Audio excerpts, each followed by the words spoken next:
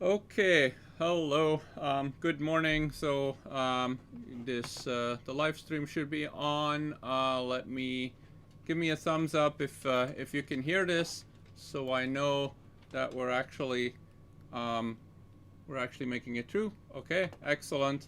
I see we're probably still missing a few people, so let's take this slow and start with a little bit of a recap from last lecture. So what we're going to talk about today is going from fixed axis kinematics and description of the motion to fixed axis dynamics. So as a reminder, fixed axis kinematics is that's the motion that we describe. That just describes the motion. It doesn't talk about the reasons for that motion. It doesn't connect it to forces. When we go to dynamics, that's when we describe how forces cause that motion. So just as a reminder, what we did last time is we essentially developed these rotational angular motion in parallel with linear motion. So in parallel with position, we have an angle. In parallel with velocity, linear velocity, dx dt, the first time derivative of the position, we have the angular velocity, the first time derivative of the angle. And then similarly, we have the linear acceleration and the angular acceleration. So all of those are connected to each other, are connected in a parallel way, sort of going from position to velocity to acceleration. They're also connected from linear to rotational. So the connection between rotational position theta and translational or linear position s is 1 over r, the radius of the point, the distance from the point that we're describing to the axis of rotation. To go from rotational angular velocity to translational tangential velocity, we again divide by r. And then similarly for acceleration, angular acceleration is described in terms of the tangential linear acceleration as 1 over r. And then the only thing that we need to add to that is that in the translational description, we also have a centripetal acceleration, which is described by the tangential velocity divided by r. Tangential velocity squared divided by r. So in all of these formulas, we have the angles in radians, omega in radians per second, and alpha, or angular acceleration, in radians per second squared, where, of course, for our translational velocities, we're talking about meters per second squared, or whatever the SI units are, those are the SI units for angles and distances. So yes, don't plug in angles in degrees, because then you won't find the right connection here in this relationship. So that's important to that's important to keep in mind, that we should always do this in radians. So we introduced another couple of very similar expressions, and that's related to average velocity. So average linear velocity can be used to describe the position starting from some starting position at time 0. So similarly, the angle at time t can be described as the angle at time 0 plus the average angular velocity times the time. So that's very similar. Then we can describe the, and this is in the case of, I should have put this here, this is in the case of constant angular acceleration and constant linear acceleration only. So we can describe the final angular velocity in terms of the initial angular velocity and the acceleration and the time. We can describe the final angle in terms of the initial angle, the initial angular velocity, and the acceleration and the time. And then we can also describe the angular velocity, the final angular velocity, just in terms of the initial angular velocity, and the total angle that has been traversed. So So this is similar then to that formula where that relates the velocity, the acceleration, and the displacement without having to go through the calculation of the time. So what we did next was we introduced the moment of inertia. And if you remember, the moment of inertia was introduced by comparing also the kinetic energy. K is 1/2 I omega squared for angular motion. And oops, I guess you can move this up a bit. So for angular motion, we have that the kinetic energy is 1/2 I times omega squared. For linear, or I guess translational motion, we have a kinetic energy that is 1/2 mv squared. So the connection here is that I is sort of describing the inertia in rotational motion, whereas m is describing the inertia in translational motion. So I'm going to call this just inertia. I'm going to call this moment of inertia. We can actually call this inertial mass. And so we started to do some work with these moments of inertia. The definition of the moment of inertia was for a single particle was m r squared, single point mass. We introduced that for a number of point masses. We wrote that the sum is just equal to the sum of the moments of inertia. So that's then the sum, or 1/2 the sum of mi ri squared. So it could of course be that those different masses have a different mass, but also are distributed at different points in space. So this would be a collection of masses of, I guess I should also call it point masses then, just to be consistent. So this is a collection of point masses. So one example here would be let's imagine we have and this is the example that we're actually going to use here. Let's say we have a dumbbell with or a barbell with a mass at one end, a mass at the other end, and let's assume that we can ignore the mass of the rod that connects these two masses. We can calculate the moment of inertia around an axis that goes through the center of this barbell, and so the distance to one mass is the same as the distance to the other mass, and we're going to call this distance r. So in that situation, the total moment of inertia is going to be the sum over I of mass I times ri squared. And so both of our masses are the same. Both of our masses are little m. Both of our distances are the same.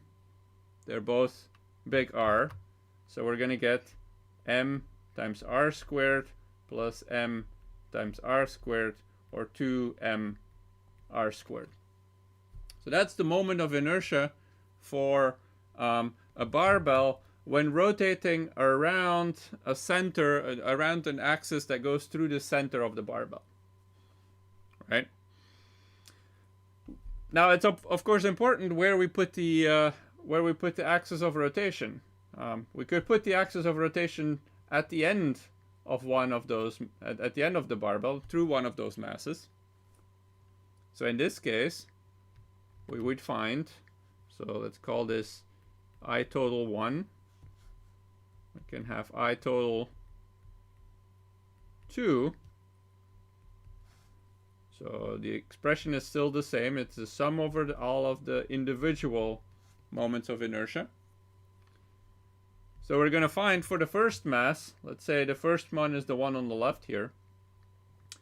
This will be m times the distance to the axis squared, but the distance is 0 now. So this is going to be m times 0. Plus, for the other mass, we have a mass times 2r. So this will now be m times 2r squared.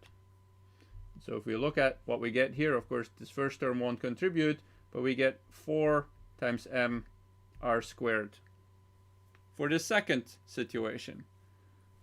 So what happens is that in the case of this barbell, I total in situation 2 is greater than I total in situation 1. So the moment of inertia around an axis that goes through the end is larger than the moment of inertia that goes through around an axis that goes through the center. And that, of course, reflects the fact that the rotation around an axis that goes through the end has more inertia, or this situation has more inertia than the situation where we have the axis going through the center. It's more difficult to get a rotation going if you have an axis that goes through the end than it is to get a rotation going if you have an axis that goes through the center. That's what this difference in moment of inertia indicates. There's, of course, different axes entirely that we could pick as well. We could determine what is the moment of inertia of an axis that is going through the central rod. And you'd find something that is even smaller. In fact, we wouldn't be able to do this for a simplification where we used a single mass and a single point, because this would be determined by the radius of those disks at the end here. So we're going to do that next. But in the case of the point particles, we would actually find that this is identically 0, because all of the mass is assumed to be at on those rods in our assumption here. So really what we're assuming here is that we have a single mass, a rod that's massless, and another single mass. Whereas if we wanted to use this as the axis, then of course the distance from that point to the axis would be equal to 0. So there's, of course, a large number of axes that we can pick. And depending on where we pick the axis, both which direction it goes in and what the point is that the axis goes through, we will find a different moment of inertia. So it's going to be important when you specify a moment of inertia to specify around which axis it is, because it will matter.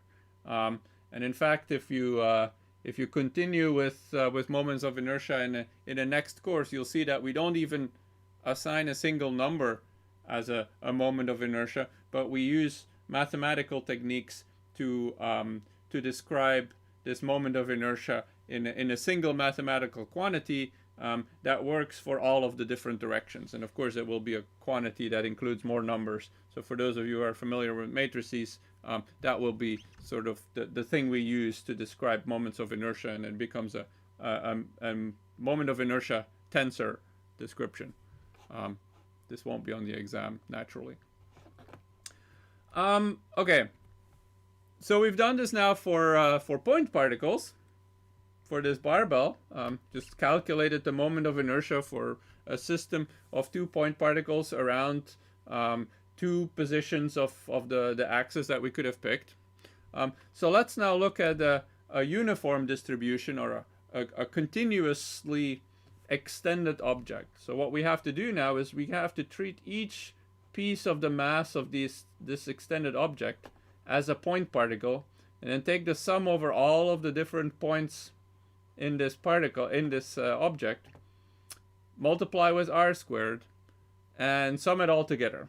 So of course these are going to be infinitesimally small pieces of mass, so we're going to end up with an integral. So for continuous objects, so if this was our barbell, so that was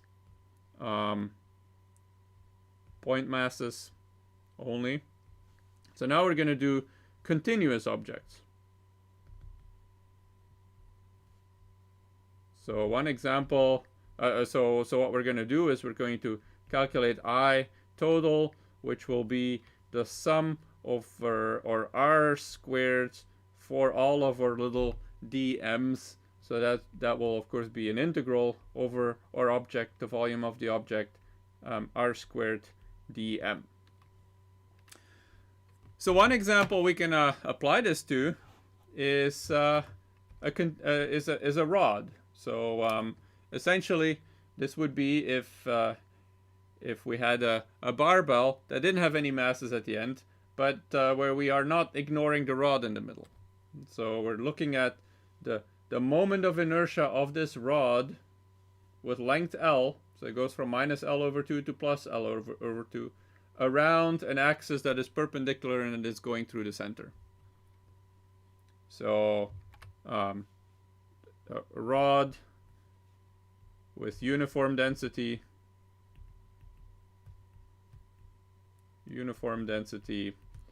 and it's around an axis perpendicular through the center. So again, it's important that we specify the particular axis that we're calculating the moment of inertia around. So we'll call this I center the moment of inertia when the axis is going through the center, because we're going to calculate this for an axis that is not going through the center. So this is going to be the integral over our rod r squared dm, right? So let's look at what dm is in this case. So dm is going to be the mass in this little interval dm that has a length dx, and that's a distance x away from the axis. So dm is going to be equal to a linear mass density times dx, such that the total mass is going to be lambda times L. So this is the total mass is equal to the mass, let's call it the linear mass density times the length. So that of course then means that an infinitesimal mass is the same linear mass density times or dx. So dm is the linear mass density times x, with that linear mass density given by or expression for the total mass. R here, the distance to the axis, is going to be our x, and we will do the integral from minus L over 2 to plus L over 2. So what we find is that this integral, the moment of inertia through the center, is the integral from minus L over 2 to plus L over 2 of x squared, because that's our r squared, times dm, so that's lambda dx. And of course that's a relatively straightforward integral to do, so that's lambda, and then we have the integral of x squared, so that will give us x to the third over 3 evaluated between the boundaries of minus L over 2 and plus L over 2. So that then is lambda times, and what we have is L cubed over, let me put the 1/3 here. So L cubed over a half cubed is 8 minus L cubed over 8. Or if we put it all together, that's lambda L cubed over 12. The 1/8 will become a quarter. And now we can put this together with the total mass. And we can take one lambda L and we can turn it into a mass. So we get mass times L squared over 12. So that's the moment of inertia of a rod with uniform density around an axis perpendicular and through the center. That's the moment of inertia of this rod. Again, it matters where we pick the axis, right? Let's now do the same calculation, but let's do it for an axis where the axis goes through the end of the rod. We still are assuming it's going to be perpendicular to the rod, but it's now going through the end, right? And for those of you who are continuing in mechanical engineering, of course, all of these calculations are going to be very important for building stability and so on. So you're going to have to be familiar with the moments of inertia for calculations for specific shapes, including, for example, I-beams rather than just simple rods. But let's calculate this for the rod around an axis that is going through the end. So what is changing in our calculation? Well, not much is changing. The thing that's changing is essentially only the endpoints here, right? The integral now will be for x from 0 to L instead of x from minus L over 2 to plus L over 2. So so this is now, so this was, let's call this A, B. So now this will be a uniform rod axis perpendicular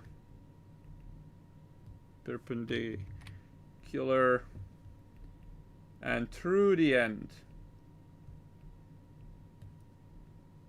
So we'll call that I end. This will now be an integral from 0 through L of x squared lambda dx. I'm just copying what I had here. So this will be still the same thing, lambda x cubed over 3, but now evaluated between 0 and L. So that becomes lambda L cubed over 3.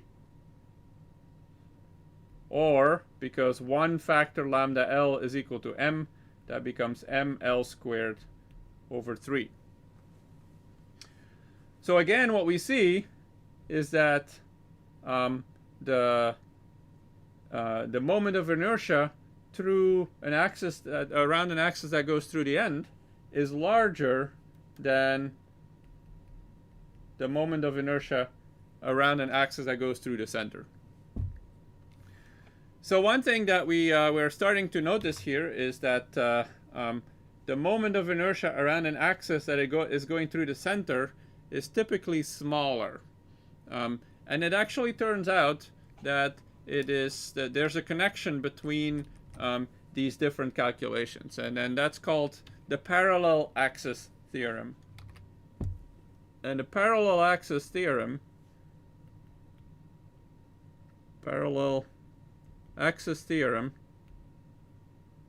allows us to connect the moment of inertia around an axis that is displaced by a distance d from the center of mass to the moment of inertia around an axis that is parallel to it, that is going through the center of mass.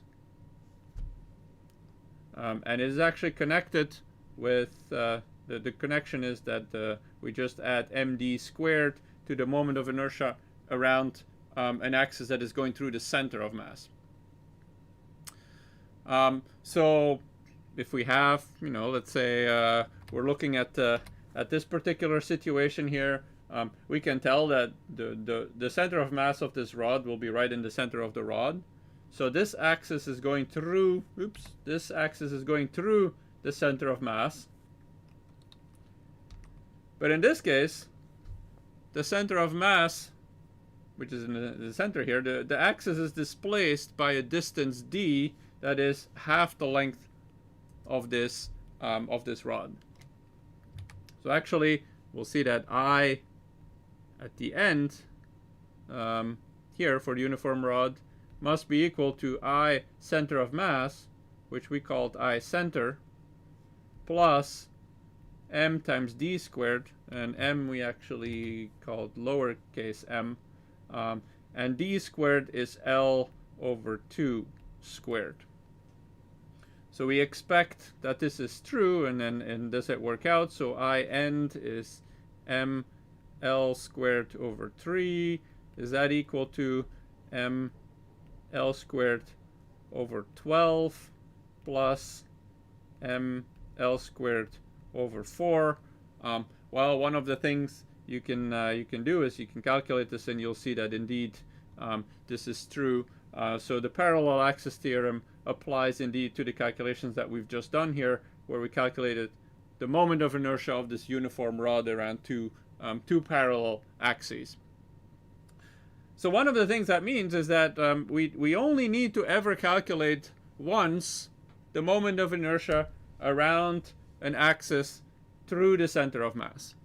Once we've calculated the moment of inertia around an axis through the center of mass, we can calculate from that the moment of inertia around an axis that is displaced from that is displaced by a distance d from that center of mass.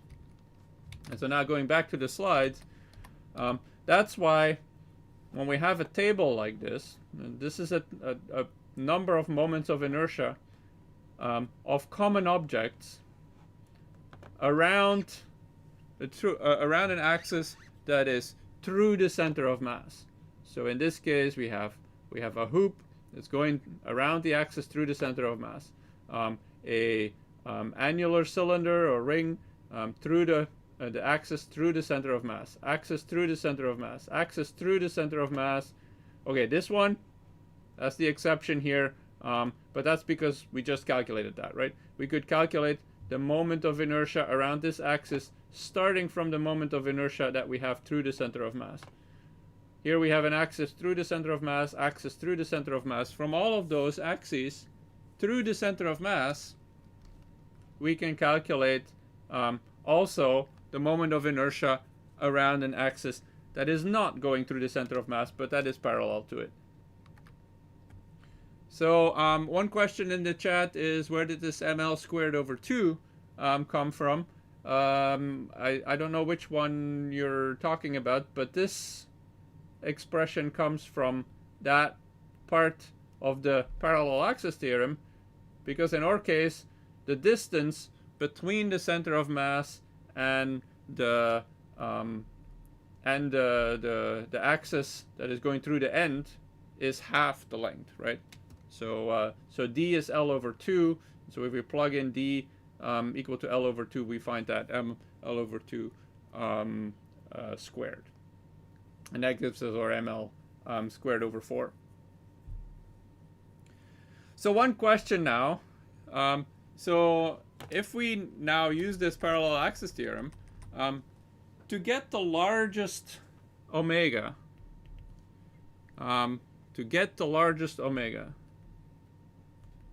the largest angular velocity for fixed kinetic energy, for a given kinetic energy, where should the axis be?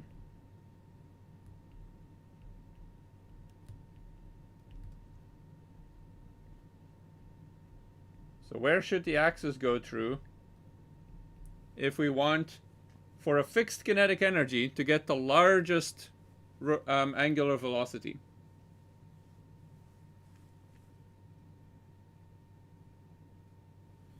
So k is fixed, and k is 1/2 I omega squared.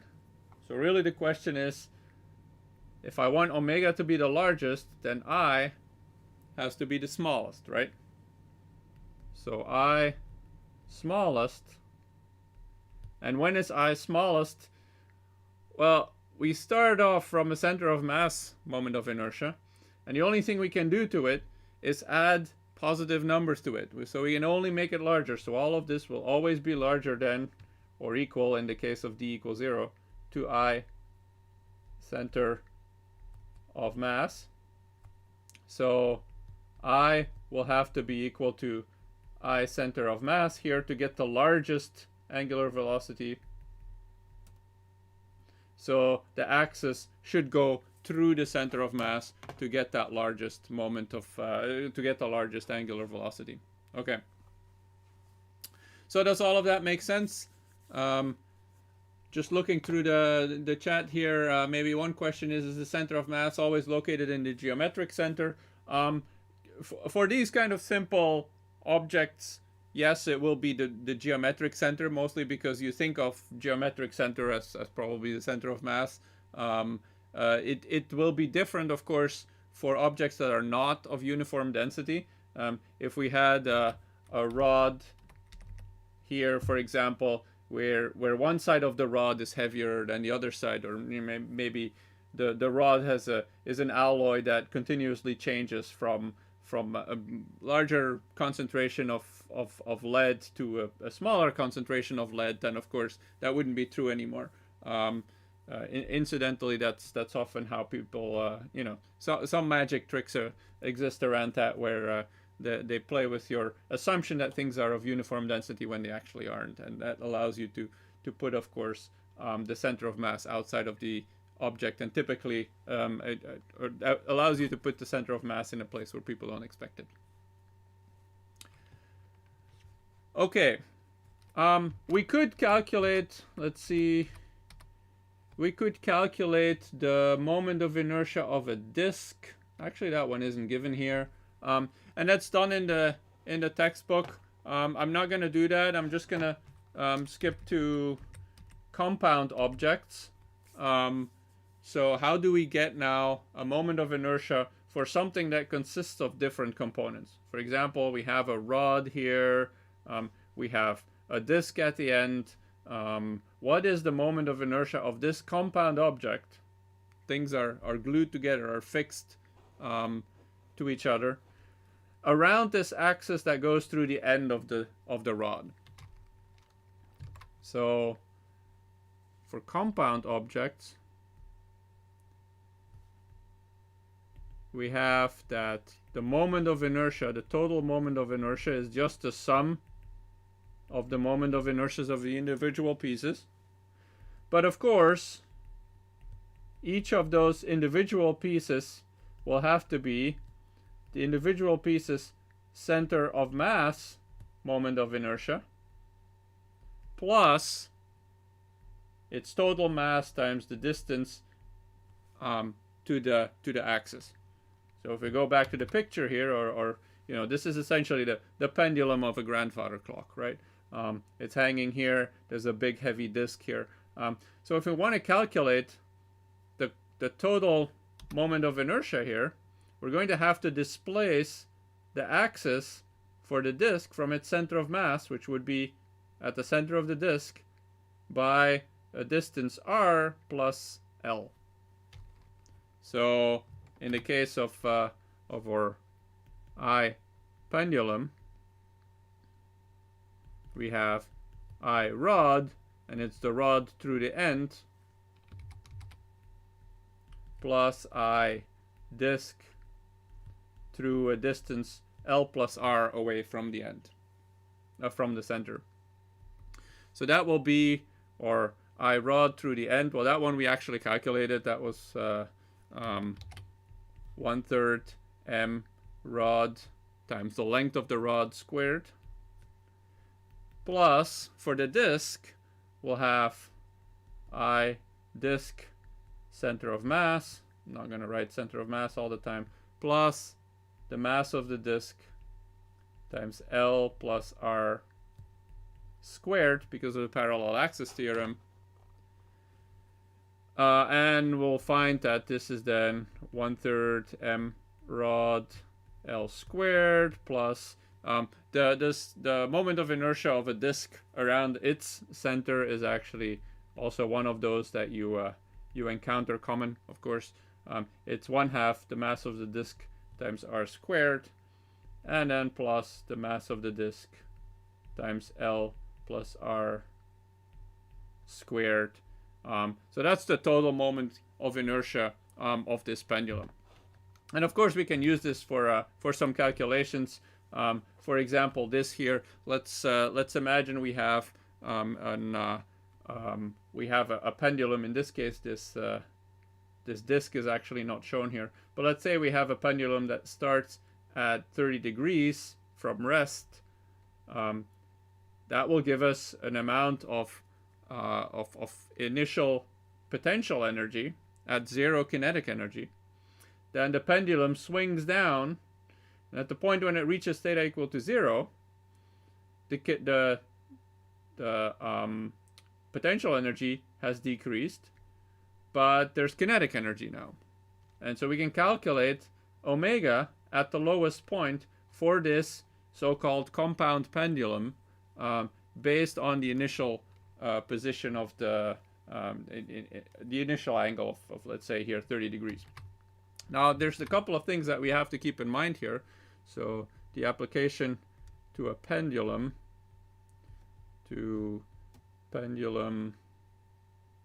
which really the question here is calculate omega at theta equals 0 degrees. So what we have is delta U plus delta K is equal to 0. So that's U initial minus, U final minus U initial. This is K final minus K initial, but we start from rest, so this is going to be 0. So what we have is U final minus U initial plus K final is equal to 0. And our K final is 1/2 I omega squared, and we want to calculate omega. So what we would do is 1/2 I omega squared is U initial minus U final, right? So bringing this to the other side. Now there's one thing that's important to keep in mind here. That's this U. So U is mg times h, right? The thing we have to use for h here, though, is h center of mass, because it's the height of the center of mass that will be important in determining the potential energy, the gravitational potential energy. So in the case of a single rod, that's why this problem is just done with a single rod, the center of mass is actually halfway the length of the rod. If we go to a compound pendulum that has a heavy disk here, that actually pulls the center of mass closer to the center of the disk. So there's an additional calculation that we would have to do here to calculate where that center of mass is exactly positioned inside this compound object. And it probably, with a heavy disk in a grandfather clock, would be close to the center of the disk, but of course not entirely at the center, because the rod itself has some mass as well. So that's a kind of example that we would use, and that we will probably encounter in some of the problems. Okay, so I didn't quite get to the next part, which would have been torque, but we will pick up with that on Monday, and we'll talk about that then. So then we'll start with dynamics, and then probably complete the chapter 10 with a talk about energy and power as well. Okay, that's it for today. Sorry I went a minute or so over, but talk to you on Monday.